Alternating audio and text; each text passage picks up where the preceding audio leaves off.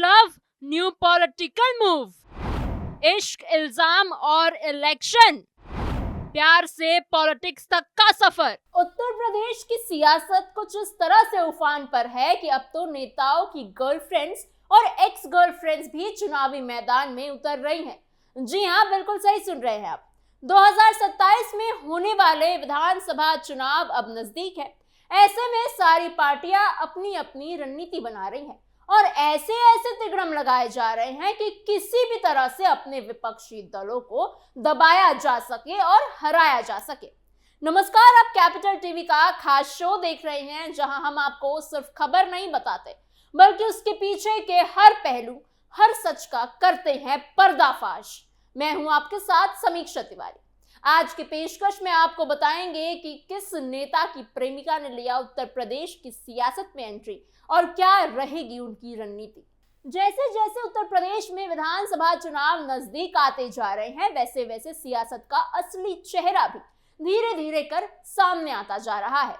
पहले जहां मुद्दों की बात होती थी, अब वहां निजी रिश्ते, आरोप और बदले की राजनीति खुलकर खेली जा रही है। इस बार जो मामला सामने आया है वो किसी फिल्म की कहानी जैसा लगता है। प्यार, भरोसा, धोखा, आरोप और फिर उसी को लेकर राजनीति में एंट्री। लेकिन ये कोई फिल्म नहीं है, ये उत्तर प्रदेश की जमीन पर चल रही असली सियासत है और इसका असर सीधे चुनाव पर पड़ सकता है। इस पूरे मामले में केंद्र में है भीम आर्मी के अध्यक्ष और नगीना से सांसद चंद्रशेखर आजाद और उनकी पूर्व प्रेमिका डॉक्टर रोहिणी घावरी। अब तक ये मामला निजी दायरे में था, लेकिन अब इसे पूरी तरह से राजनीतिक मंच पर ला दिया गया है और इस पूरी कहानी में तीसरा बड़ा नाम जुड़ता है समाजवादी पार्टी के प्रमुख अखिलेश यादव का, जिनकी रणनीति ने इस पूरे मामले को और ज्यादा बड़ा बना दिया है। कहानी की शुरुआत होती है 8 अप्रैल से, जब रोहिणी घावरी ने सोशल मीडिया प्लेटफॉर्म एक्स पर एक पोस्ट किया। उन्होंने लिखा, चलो बुलावा आया है, उत्तर प्रदेश से बड़े भैया ने बुलाया है। अगले महीने से 200 बैठकें शुरू होंगी। अब ये बड़े भैया कौन है, ये समझने के लिए किसी एक्सपर्ट की जरूरत नहीं थी। साफ तौर पर इशारा अखिलेश यादव की तरफ था। इसके बाद खुद रोहिणी ने बताया कि उनकी 7 अप्रैल को अखिलेश यादव से बात हुई थी और उन्होंने सबसे पहला सवाल यही पूछा था कि क्या वो चंद्रशेखर आजाद के साथ गठबंधन करेंगे। जवाब मिला, कभी नहीं। अब यही से पूरे मामले की दिशा बदल जाती है, क्योंकि जब कोई व्यक्ति राजनीति में कदम रखने से पहले अपना पहला सवाल ही अपने एक्स को लेकर पूछता है, तो ये साफ हो जाता है कि कहानी सिर्फ समाज सेवा की नहीं है, इसमें निजी हिसाब भी शामिल है। अब प्लान क्या है, ये भी सुन लीजिए। रोहिणी जून में स्विट्जरलैंड से भारत लौटेंगे। पूरे उत्तर प्रदेश में करीब 200 छोटी बड़ी सभाएं करेंगे। खास तौर पर नॉन जाटव दलित समाजों को टारगेट करेंगे, जैसे कि वाल्मीकि, पासी समाज। फिर आगरा या लखनऊ में एक बड़ी रैली होगी जिसमें अखिलेश यादव मुख्य अतिथि होंगे। सुनने में ये पूरा प्लान बहुत ग्राउंड कनेक्ट वाला लगता है, लेकिन असल में ये एक बहुत ही कैलकुलेटेड राजनीति चाल है। उत्तर प्रदेश में दलित वोट करीब 20 से 21% है। इनमें करीब 12% जाटव और करीब 10% नॉन जाटव दलित माने जाते हैं। जाटव वोटर पर पारंपरिक तौर पर बसपा और कुछ हद तक चंद्रशेखर आजाद की पकड़ मानी जाती है, जबकि नॉन जाटव वोटर बटा हुआ है, कभी भाजपा, कभी सपा, कभी अन्य दलों में। और यही वो गैप है जिसे भरने की कोशिश अब की जा रही है। रोहिणी का कहना है कि दलित राजनीति में सिर्फ जाटव समाज को फायदा मिला है और बाकी समाज पीछे ही रह गए हैं। वो आंकड़े भी देती हैं, करीब 65 लाख पासी समाज और करीब 13 लाख वाल्मीकि समाज। ये लोग सफाई, हेल्थ और एजुकेशन जैसे क्षेत्रों में काम करते हैं, लेकिन राजनीति में इन्हें उतनी हिस्सेदारी नहीं मिल पाती है।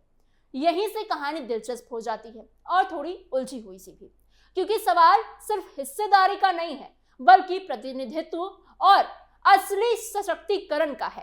क्या केवल चुनाव के समय इन आंकड़ों को सामने लाकर किसी समाज की दिशा बदल सकती है, या फिर इसके लिए लगातार जमीनी काम की जरूरत होती है? नॉन जाटव दलितों के भीतर जो असंतोष बताया जा रहा है, क्या वो सच में इतना गहरा है कि वो राजनीतिक समीकरण बदल दे? या फिर ये एक नैरेटिव तैयार करने की कोशिश की जा रही है? रोहिणी जिन समाजों की बात कर रही है उनमें आर्थिक और सामाजिक चुनौतियां नई नहीं है। सालों से ये समुदाय मूलभूत सुविधाओं, शिक्षा और स्थायी रोजगार के लिए संघर्ष करते आए हैं। लेकिन जब बात राजनीति की आती है तो उनका जिक्र अक्सर संख्या के तौर पर ज्यादा और समाधान के तौर पर कम होता है। यही वजह है कि इन वर्गों को वोट को स्विंग फैक्टर की तरह देखा जाता है, जिसे सही समय पर सही तरीके से साध लिया जाए। बात सुनने में सही लगती है, लेकिन सवाल यह है कि ये चिंता अचानक चुनाव से ठीक पहले ही क्यों जागती है? क्या पिछले कई सालों में ये समस्याएं नहीं थी, या फिर ये मुद्दे सिर्फ चुनावी मौसम के लिए ही रखे जाते हैं? थोड़ा सरकाज़म भी समझिए। जैसे ही चुनाव पास आता है, नेताओं को हर समाज, हर वर्ग और हर बस्ती की याद आ जाती है, चिंता होने लग जाती है, घोषणाएं होती हैं, वादे किए जाते हैं, आंकड़े पेश किए जाते हैं और हर कोई खुद को सबसे बड़ा हितैषी साबित करने में जुट जाता है। लेकिन चुनाव खत्म होते ही वही लोग फिर से आंकड़ों और भाषणों में सिमट जाते हैं। जमीनी हकीकत में बहुत ज्यादा बदलाव नजर नहीं आता है। जिन समुदाय के नाम पर राजनीति होती है, वही समुदाय अक्सर अपनी हालत से जूझते हुए नजर आते हैं। ऐसे में ये समझना जरूरी हो जाता है कि ये मुद्दे वाकई बदलाव के लिए उठाए जा रहे हैं या फिर सिर्फ राजनीतिक रणनीति का एक हिस्सा है, जो हर चुनाव में नए चेहरे और नए वादों के साथ दोहराई जाती है। रोहिणी का अगला कदम और भी ज्यादा दिलचस्प है। वो कहती है कि वो अपनी सभाओं के जरिए चंद्रशेखर आजाद रावण की सच्चाई जनता के सामने लाएंगे। यानी ये सिर्फ राजनीतिक कैंपेन नहीं होने वाला, बल्कि एक तरह का पर्सनल एक्सपोज अभियान भी होगा। अब यहाँ सबसे बड़ा सवाल यही उठता है कि अगर कोई नेता अपनी शुरुआत ही किसी और व्यक्ति को निशाना बनाकर करता है तो वो जनता के लिए क्या करेगा? अब बात करते हैं उस विवाद की जो इस पूरे मामले की जड़ है। रोहिणी का आरोप है कि चंद्रशेखर रावण ने अपनी शादी की बात उनसे छिपाई और शादी का झांसा देकर उनका शोषण किया। उन्होंने महिला आयोग में शिकायत भी दर्ज कराई थी, लेकिन कोई ठोस कार्यवाही नहीं हुई। दूसरी तरफ चंद्रशेखर और उसके समर्थकों ने रोहिणी के खिलाफ आवाज उठाई है, एफआईआर दर्ज करवाई। यानी मामला पूरी तरह से आरोप और पलटवार का बन चुका है। अब सच क्या है ये जांच का विषय है, लेकिन इतना जरूर है कि ये मामला अब पूरी तरह से सार्वजनिक हो चुका है और इसे राजनीति में इस्तेमाल किया जा रहा है। अब यहाँ अखिलेश यादव की रणनीति भी आपको समझनी जरूरी है। वो पीडीए यानी पिछड़ा, दलित और अल्पसंख्यक फॉर्मूले पर काम कर रहे हैं। 2022 के विधानसभा चुनाव में उन्होंने कई जातियों को टिकट दिया, लेकिन वाल्मीकि समाज को एक भी टिकट नहीं दिया। इसका नतीजा ये हुआ कि नॉन जाटव दलितों का बड़ा वोट सपा से दूर चला गया। अब वही समाज फिर से याद आ रहा है और उसके लिए एक नया चेहरा लाया जा रहा है। सवाल यह है कि बदलाव असली है या फिर सिर्फ चुनावी मजबूरी। रोहिणी ने सपा के सामने कुछ मांगे भी रखी हैं। वाल्मीकि समाज को टिकट देना, पार्टी संगठन में उनको जगह देना, मैनुअल स्क्वेविजिंग खत्म करना, बस्तियों में सुविधाएं पहुंचाना और SC/ST एक्ट को सही तरीके से लागू करना। ये सारी बातें सुनने में बहुत अच्छी लगती है, लेकिन भारत की राजनीति में ऐसे वादे नए नहीं हैं। हर चुनाव में ये वादे दोहराए जाते हैं और हर चुनाव के बाद ये फाइलें दब जाती हैं। अब थोड़ा और गहराई से समझते हैं कि इसका असर आखिर क्या हो सकता है। अगर रोहिणी नॉन जाटव दलितों को अपने साथ जोड़ने में सफल हो जाती है तो इसका सीधा असर चंद्रशेखर रावण की राजनीति पर पड़ेगा। यानी एक तरफ निजी विवाद तो दूसरी तरफ वोट बैंक की रणनीति, दोनों चीजों एक साथ चलाने की कोशिश की जा रही है और यही इस पूरे मामले को और ज्यादा संदिग्ध बनाता है। क्योंकि अगर राजनीति का मकसद समाज को जोड़ना है तो यहाँ उल्टा हो रहा है, समाज को और हिस्सों में बांटने की कोशिश की जा रही है। अब जरा सोचिए, इस पूरे मामले में जनता कहाँ है? किसी ने रोजगार की बात नहीं की, किसी ने महंगाई की बात नहीं की, किसी ने शिक्षा और स्वास्थ्य की बात नहीं की। बस एक कहानी बन गई, प्यार, धोखा और बदला, और उसी की राजनीति में इस्तेमाल किया जा रहा है। अगर साफ शब्दों में कहे तो यहाँ हर कोई अपना फायदा देख रहा है।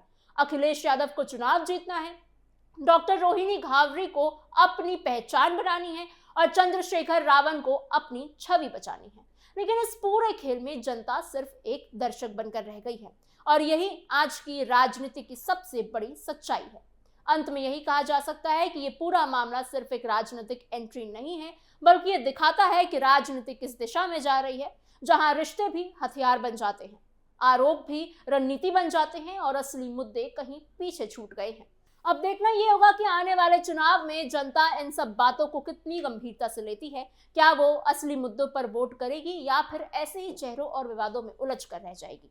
क्योंकि अगर यही चलता रहा तो आने वाले समय में राजनीति और ज्यादा पर्सनल और भी ज्यादा गंदी होती जाएगी और तब शायद पर्दाफाश शब्द भी छोटा पड़ जाएगा।